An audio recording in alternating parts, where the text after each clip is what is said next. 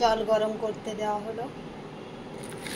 জলটা একটু গরম হয়ে গেলে এরকম সয়াবিনগুলো দিয়ে দেবো।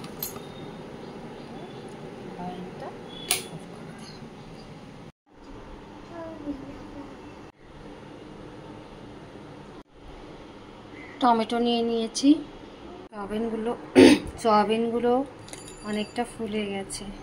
এখন এগুলো জল চেপে ফেলে দেবো। যে সয়াবিনগুলো জল চেপে ফেলে দিয়েছি। ঠিক নেই,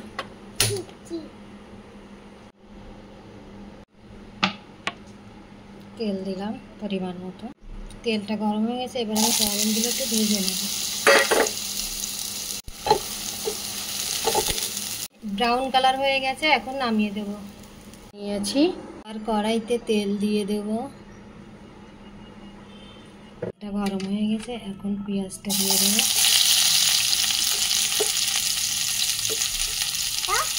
পেঁয়াজটা ভালো করে নেড়ে চেড়ে ব্রাউন কালার করে নেব।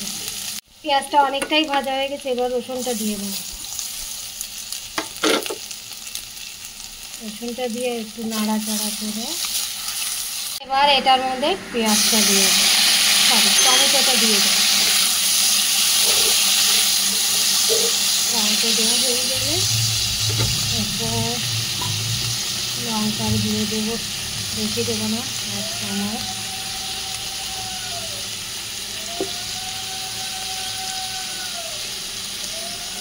ধনের গুঁড়ো 1 চামচ,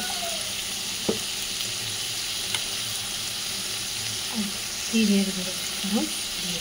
এবার 2-3 মিনিট ঢেকে দিয়ে রাখবো। এবার স্বাদ মতো নুন দেব,